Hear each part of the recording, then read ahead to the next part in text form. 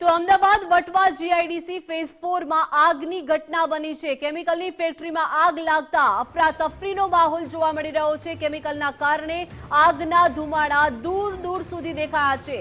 જયશ્રી ઇન્ડસ્ટ્રીઝમાં આગ લાગવાની આ ઘટના બની છે, જ્યાં આગના કારણે ફાયર વિભાગની 8 ગાડીઓ ઘટના સ્થળે તૈનાત છે અને આગની ઘટનામાં 2 લોકો ઇજાગ્રસ્ત હોવાની અત્યારે માહિતી મળી રહી છે।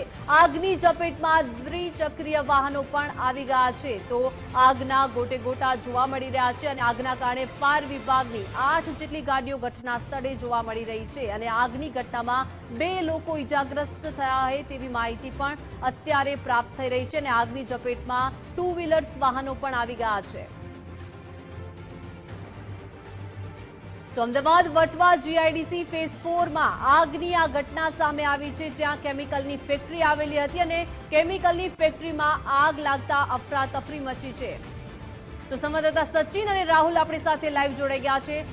સચિન, અમદાવાદ વટવા જીઆઈડીસી ફેઝ 4 માં આગની આ ઘટના સામે આવી છે, ફાયર વિભાગની ગાડીઓ ત્યાં તૈનાત છે, કેવી પરિસ્થિતિ અત્યારે ત્યાં સચિન?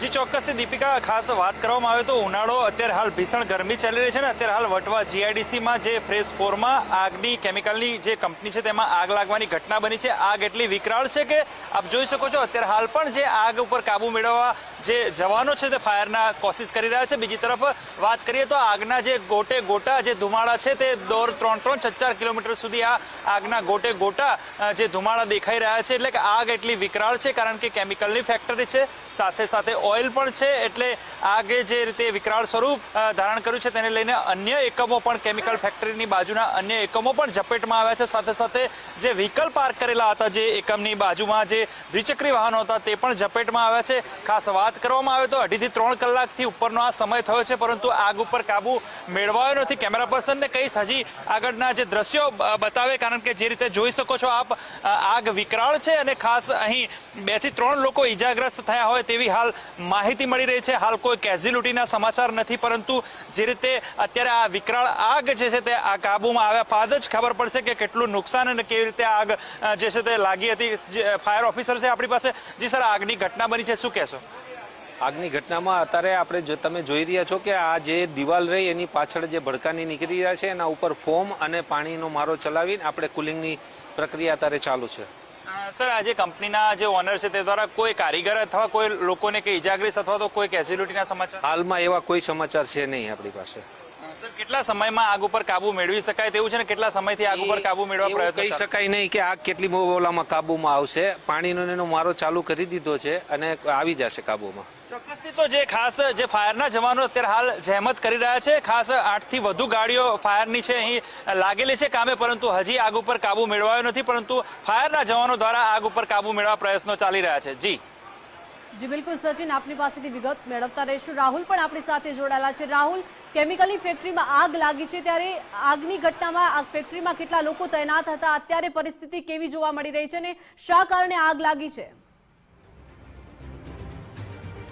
દીપિકા, અંદાજિત 2 કલાકથી પણ વધારેનો સમય જે છે વીતી ગયો છે આગ લાગી, અને શરૂઆત આગ જે છે તે લાગી હતી એક ઇલેક્ટ્રિક દુકાનની અંદર, અને એ ઇલેક્ટ્રિક દુકાનમાં આગ લાગવાને કારણે આજુબાજુ જે સોલ્વન્ટ બનાવતી એટલે કે જે કલર કામ બનાવતી જે ફેક્ટરી હતી કેમિકલની, તે કેમિકલની કંપનીમાં આગ લાગી હતી। એની આગ લાગતા આજુબાજુમાં જે ગોડાઉન આવેલા હતા, જે કંપની આવેલી હતી, તમામ જે કંપની અંદર આગ જે પોતાનું આગને ઝપેટમાં લીધા। અંદાજે જે પ્રકારે સૂત્રો દ્વારા માહિતી મળી રહી છે 6 થી 7 જેટલી નાના મોટા ગોડાઉન હોય કે કંપની છે તેની અંદર આગ જે છે પ્રસરી રહી છે, અને હજુ પણ આગ જે છે તે પોતાનું રૌદ્ર જે છે એ જોવા જ મળી રહી છે, કારણ કે સતત 2 કલાકથી ફાયર વિભાગની 20 થી પણ વધારે ગાડીઓ સતત પાણીનો છંટકાવ કરી રહી છે। સાથે સાથે ફાયર વિભાગની જે ટીમ છે તે અહીં પાણીનો છંટકાવ કરી છે, પરંતુ આગ કોઈ પણ પ્રકારે કાબૂમાં આવી નથી રહી, કારણ કે અંદર જે પ્રકારે સોલ્વન્ટના જે બાટલા ભરેલા છે તે જે આગની ચપેટમાં આવવાને કારણે બ્લાસ્ટ થઈ રહ્યા છે।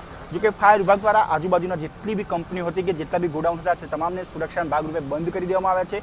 સાથે સાથે આજે નજીકમાં જેટલા એટલે કે 500 મીટરના દાયરામાં કોઈ પણ વ્યક્તિને પ્રવેશ આપવામાં નથી આવી રહ્યો, કારણ કે આગ છે અને તેના કારણે આગના કારણે બહારની સાઈડ પણ જે સોલ્વન્ટના જે બાટલા છે તે ઉડીને રોડ ઉપર આવી રહ્યા છે, જેના કારણે કોઈ પણ વ્યક્તિ ઈજાગ્રસ્ત. હાલ જે પ્રાથમિક માહિતી મળી રહી છે કે 2 જેટલા લોકો જે છે તે ઇજાગ્રસ્ત છે એ બંને લોકોને જે LG હોસ્પિટલમાં સારવાર અર્થે ખસેડવામાં આવ્યા છે.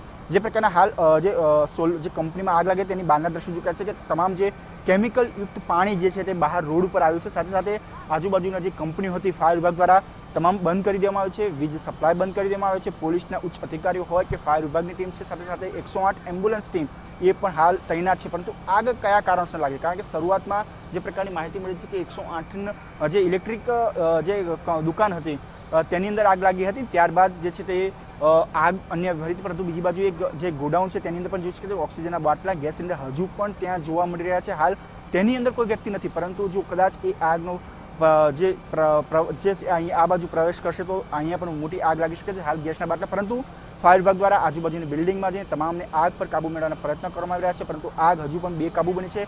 હજુ પણ કદાચ આગ જે છે કંટ્રોલમાં આવતા 4 કલાકથી પણ વધારેનો સમય થઈ શકે છે. ખાસ કરીને જે આગના ધુમાડા છે એ માત્ર વધવા નહીં, પરંતુ આજુબાજુના 5 થી 7 કિલોમીટર સુધી દૂર સુધી આ આગના ધુમાડા જે છે દેખાઈ રહ્યા છે. અને આગ છે હજુ બેકાબુ બની રહી છે, કારણ કે સોલવન્ટ બનાવતી, કારણ કે જે બી કંપનીમાં આગ લાગે છે, સાથે આજુબાજુની જે કંપનીઓ આવેલી છે, જે ગોડાઉનો આવેલા છે, તમામ ગોડાઉન છે એ કોઈ કેમિકલ બનાવતી હતી કે કોઈ રંગ કલર કામ જે છે એ કલરના જે કલર બનાવવામાં આવતા હોય છે તે તમામ કલર બનાવવા માટે જે સોલવન્ટનો ઉપયોગ કરવામાં આવતો હોય છે, તેના કારણે જે તે આગ વધુમાં વધુ પ્રસરી રહી છે. પરંતુ ફાયર વિભાગ દ્વારા સતત પાણીનો છંટકાવ કરવામાં આવ્યો છે. 20થી વધારે જે છે એ ગાડીઓ જે તે ઘટના સ્થળે પહોંચી છે. માત્ર વટવા GIDC નહીં, પરંતુ આજુબાજુ નારોલ હોય, ઘોડાસર છે, મણિનગર છે, આ બાજુ નરોડા છે, તમામ જે ફાયર વિભાગની ગાડીઓ છે તે ઘટના સ્થળે પહોંચી છે. સતત પાણીનો છંટકાવ છે છેલ્લા 2 કલાકથી સતત લગાવવામાં આવી રહ્યો છે, પરંતુ આગ જે હજુ પણ બેકાબુ બની રહી છે. 8 થી 10 જેટલી કેમિકલની કંપનીઓ અને ગોડાઉનો છે તે ચપેટમાં આવ્યા છે, પરંતુ આગ હવે ક્યારે કાબૂમાં આવશે સૌથી મોટો પ્રશ્ન છે. કારણ કે સતત 2 કલાકથી આ જે આગ લાગી છે હજુ પણ આગ છે બેકાબુ બની રહી છે. ત્યારે ફાયર વિભાગ દ્વારા આગ પર કાબુ મેળવવા સતત પ્રયત્નો કરવામાં આવે છે, પણ હજુ સુધી કંટ્રોલમાં નથી. ફાયર વિભાગ દ્વારા પણ આ આગને મેજર કોલ જે છે જાહેર કરવામાં આવ્યો છે. જી બિલકુલ, આભાર રાહુલ અને સચિન વિગત સાથે જોડાયા તે બદલ. એટલે કે અમદાવાદ વટવા GIDC ફેઝ 4માં આગની આ ઘટના સામે આવી છે, પરંતુ આગ કયા કારણોસર લાગી છે તે હજુ કારણ અકબંધ છે. પરંતુ પ્રાથમિક વિગતો જે મળી રહી છે તે પ્રમાણે 2 લોકો ઇજાગ્રસ્ત થયા છે. કેમિકલની ફેક્ટરી છે કે ત્યાં એકાએક આગની આ ઘટના સામે આવી છે અને આગ લાગતા અફરાતફરીનો માહોલ જોવા મળી રહ્યો છે. કેમિકલના કારણે આગના ધુમાડા દૂર સુધી દેખાયા છે અને આગની ઝપેટમાં 2 વ્હીલર્સ વાહનો પણ આવી ગયા છે.